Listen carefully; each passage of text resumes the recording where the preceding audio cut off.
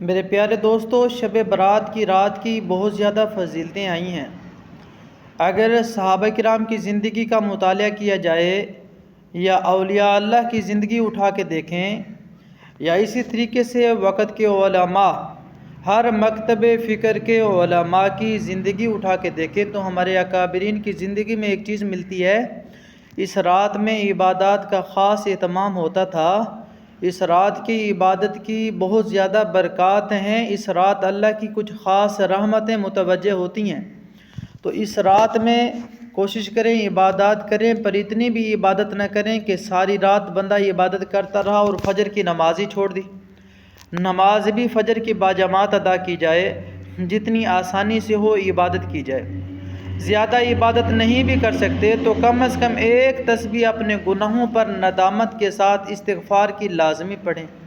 ایک تسبیح اللہ کی عظمت کو سامنے رکھ کے تیسرے کلمے کی لازمی پڑھیں، اور ایک تسبیح پیارے نبی صلی اللہ علیہ وآلہ وسلم کے احسانات کو سامنے رکھ کے، ایک ہے اماں کا احسان، ایک ہے ابا کا احسان، ایک ہے استاد کا احسان، ایک ہے محسن کا احسان، اور ایک ہے پیارے نبی صلی اللہ علیہ وآلہ وسلم کا احسان۔ اللہ کے حبیب صلی اللہ علیہ وآلہ وسلم کے اس امت پر، اپنی ذات پر، پورے عالم پر احسانات کو سامنے رکھ کے توجہ اور دھیان والی ایک تسبیح درود پاک، جو بھی آپ کو آتا ہے، ہر درود پاک مقبول ہے، نماز والا یا مختصر، لازمی پڑھیں۔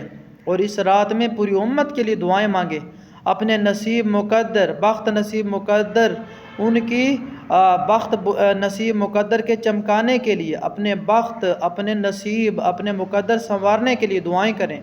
اپنی زندگی کو بدبختی سے نکلوانے کے لیے اللہ ہمیں بدبختی سے بچا، پوری امت کے لیے، عالم کے لیے دعائیں مانگیں۔ اللہ ہمیں اس رات کی برکات نصیب فرمائے۔